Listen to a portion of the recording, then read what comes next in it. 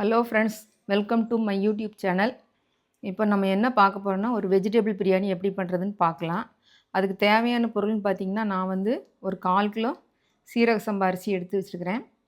அப்புறம் இந்த carrot beans பார்த்திங்கன்னா மொத்தத்தில் 100 கிராம் எடுத்துருக்கிறேன். இந்த பட்டாணி வெள்ளை பட்டாணி ஒரு 50 கிராம் வேக வச்சு வச்சுருக்கிறேன். வெள்ளைப்பூண்டு வச்சுருக்கிறேன், இஞ்சி வச்சுருக்கிறேன், பச்சை மிளகாய் 2 கீரி வச்சுருக்கிறேன். இதில் பார்த்திங்கன்னா கல்பாசி, பெருஞ்சீரகம், நார்மல் சீரகம் 3ஐயும் தனித்தனியாக வறுத்து வச்சுருக்கிறேன். இதை பவுட்ரு பண்ணிக்கலாம் நம்ம. அப்புறம் பார்த்திங்கன்னா இது வந்து பெரிய வெங்காயம் 2 கட் பண்ணி வச்சுருக்கிறேன். அப்புறம் இந்த தக்காளி பார்த்திங்கன்னா மீடியம் சைஸ் தக்காளி ஒரு 3 வந்து எடுத்து வச்சுக்கிறேன். அப்புறம் இந்த தாளிக்கிறதுக்கான பொருள் எடுத்து வச்சுருக்கிறேன். இப்போ வாங்க நம்ம வீடியோக்குள்ளே போகலாம். அப்புறம் இது பார்த்திங்கன்னா புதினாவும் மல்லித்தலையும் நல்லா அரைச்சி வச்சுருக்கிறேன். ஏன்னா இது வந்து இப்படி அரைச்சி போட்டோன்னா நல்லா உடம்போட சேரும் அப்படிங்கிறக்காக நான் அரைச்சி வச்சுருக்கிறேன். 2யும் கலந்து அரைச்சி வச்சுருக்கிறேன். இப்போ வாங்க நம்ம வீடியோக்குள்ளே போகலாம். அப்புறம் என்னோடய வீடியோ எல்லோரும் பார்க்குறீங்க, உங்கள் எல்லாருக்கும் மிகப்பெரிய நன்றி. அதேமாதிரி நிறைய பேர் சப்ஸ்கிரைப் பண்ணிக்கிறீங்க, உங்களுக்கு மிகப்பெரிய நன்றி. எல்லோரும் சப்ஸ்கிரைப் பண்ணுங்கள். நிறைய பேர் சப்ஸ்கிரைப் பண்ணாமல் பார்த்துட்ருக்குறீங்க. சப்ஸ்கிரைப் பண்ணுங்கள், லைக் பண்ணுங்கள், உங்கள் ஃப்ரெண்ட்ஸுக்கும் ஷேர் பண்ணுங்கள். இப்போ நம்ம வீடியோக்குள்ளே போகலாம் வாங்க.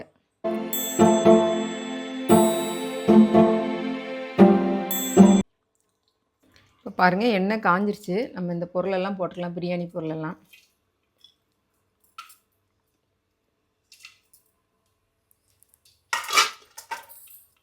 எல்லாம் போட்டு காஞ்சிருச்சு. அதுக்கப்புறம் நம்ம இந்த பெரிய வெங்காயம் 2 கட் பண்ணி வச்சுருக்கிறோம் பார்த்திங்களா, அதையும் நம்ம சேர்த்துக்கலாம்.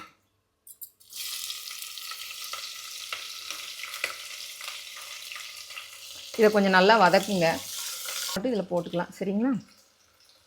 பாருங்கள், வெங்காயம் ஓரளவுக்கு வதங்கிருச்சு. ஒரு 5 நிமிஷம் வதக்கியிருக்கிறோம். இப்போ வந்து நம்ம இதில் அரைச்ச தக்காளியை சேர்த்துக்கலாம். சரிங்களா? அப்புறம் இந்த புதினாவையும் சேர்த்துக்கலாம். இஞ்சி கொட்டி வச்சுருக்கேன், அதையும் சேர்த்துக்கலாம். வெள்ளைப்பூண்டும் போட்டுக்கலாம். போட்டுட்டு தேவையான அளவு நம்ம உப்பு சேர்த்துக்கலாம். சரிங்களா? அளவு கல் உப்பு போடுறேன், அப்புறம் நம்ம தேவைப்பட்டால் சேர்த்துக்கலாம். இதையும் நல்லா வதக்குங்க, ஒரு 5 நிமிஷம் அப்படியே வதக்குங்க, கெட்டி ஆகட்டும். நம்ம மஞ்சத்தூள் சேர்த்துக்கலாம். சரிங்களா? அதுக்கடுத்து மிளகாத்தூள் வந்து உங்களுக்கு தேவைக்கு சேர்த்துக்கோங்க. 2 பச்சை மிளகா போட்டிருக்குறோம். நான் வந்து ஒரு 1/4 கிலோ அரிசி செய்கிறனால 1 ஸ்பூன் நிறைய போடுறேன். நீங்கள் உங்கள் வீட்டில் எவ்வளோ செய்கிறீங்களோ அது தக்கன போட்டுக்கோங்க. அப்புறம் இந்த பிரியாணி மசாலா பார்த்திங்கன்னா நான் கொஞ்சமாக போடுறேன். இது வீட்டில் ரெடி பண்ணதுனால ரொம்ப வாசமாக இருக்குது, அதனால் கொஞ்சோண்டு போட்டுக்கிறேன். அப்புறம் பார்த்திங்கன்னா இந்த பெருஞ்சீரகம், சீரகம், கல்பாசியெல்லாம் நம்ம நுணுக்கி வச்சுருக்கிறோம் பார்த்திங்களா, அதையும் நம்ம போட்டுக்கலாம். போட்டு நல்லா வதக்கலாம். வதங்கிருச்சு, இங்கே பாருங்கள், இந்த மாதிரி வதங்கிருச்சு. இதை வந்து நம்ம இந்த காயை போட்டுக்கலாம். சரிங்களா? காய் போட்டுட்டு ஒரு 5 நிமிஷம் அப்படியே சிம்மில் வச்சு விடுங்க, அது நல்லா வதங்கட்டும். 5 நிமிஷம்னா மூடி போட்டு சிம்மில் வச்சுருங்க. நான் சின்ன அடுப்பில் சிம்மில் தான் வச்சுருக்கிறேன். அப்புறம் பார்த்திங்கன்னா அந்த பட்டாணியை வந்து நம்ம அப்புறமா போட்டுக்கலாம். ஏன்னா அது வேக வச்சிட்டோம், உப்பு போட்டு வேக வச்சுருக்குறோம். அதனால் அது இப்போயே போடணும் இல்லை, அது அப்புறமா போட்டுக்கலாம். இது மட்டும் கொஞ்சம் மூடி போட்டு ஒரு 5 நிமிஷம் இருக்கட்டும், அப்புறம் நம்ம பார்க்கலாம். பார்த்திங்கன்னா 5 நிமிஷம் அந்த காய் வதக்கிட்டோம். இப்போ வந்து இந்த அரிசியில் வந்து நான் தண்ணி ஊற்றி வச்சுருக்கிறேன். இந்த தண்ணியை ஃபஸ்ட்டு நம்ம சேர்த்துக்கலாம். 1/4 கிலோ அரிசிக்கு 1/2 லிட்டர் தண்ணி ஊற்றிருக்கிறேன். அந்த தண்ணியை ஃபஸ்ட்டு சேர்த்துட்டு தண்ணி கொதிக்கட்டும், அப்புறமா நம்ம அரிசி போட்டுக்கலாம். சரிங்களா?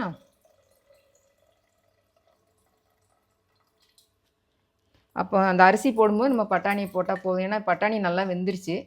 இந்த தண்ணி நல்லா கொதிக்கட்டும், அதுக்கப்புறம் நம்ம அரிசியெல்லாம் போட்டுட்டு டேஸ்ட் பார்த்துக்கலாம். சரிங்களா? இப்போ பாருங்கள், தண்ணி நல்லா கொதிக்குது. நான் அடுப்பை சிம்மில் வச்சுட்டு அரிசியை நம்ம சேர்த்துக்கலாம். சரிங்களா?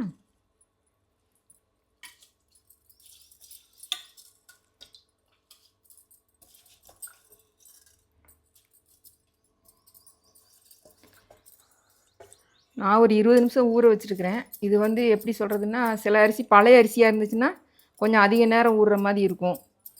புது அரிசியாக இருந்தால் கொஞ்சம் சீக்கிரமே இதாகிடும். அது வந்து நம்ம கணக்கு வைக்க முடியாது.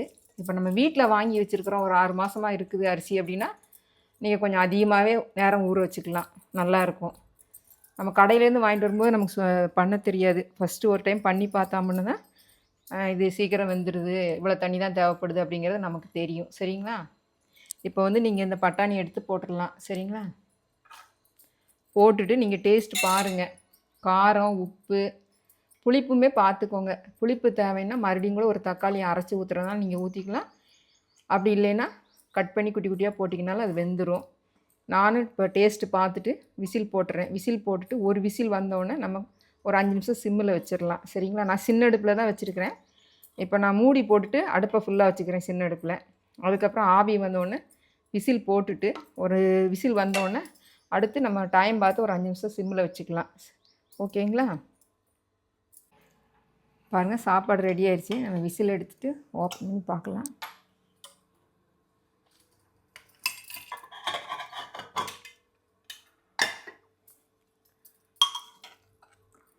பாருங்கள், சாப்பாடு கரெக்டாக இருக்குது. தண்ணி அதிகமாக இல்லை.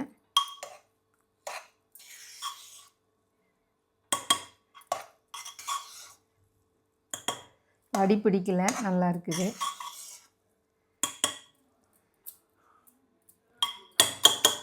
இப்போ நம்ம இதில் வந்து 2 ஸ்பூன் நெய் விட்டுக்கலாம். சரிங்களா?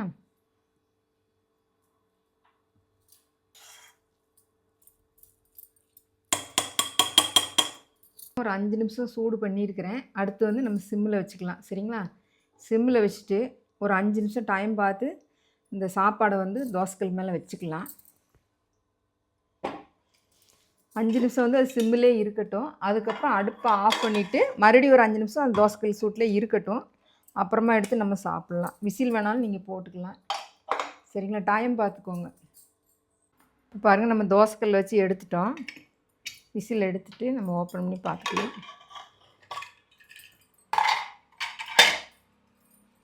நம்ம வந்து தம் போட்டதுனால பார்த்திங்கன்னா அந்த தண்ணி ஏதாவது இருந்தாலும் கொஞ்சம் வத்திருச்சு பாருங்கள். அப்போ அது இருந்ததை விட இப்போ நல்லா கொஞ்சம் இதாக இருக்குது, நல்லா இருக்குது. நம்ம நெய் போட்டதுனால அப்படி விரவலை இப்போ அதனால் நல்லா விரவிக்கலாம். இப்போ அருமையான வெஜிடபிள் பிரியாணி ரெடி ஆயிடுச்சு. நீங்களும் வீட்டில் வந்து செஞ்சு பாருங்கள், சாப்பிட்டு பாருங்கள். நன்றி, வணக்கம்.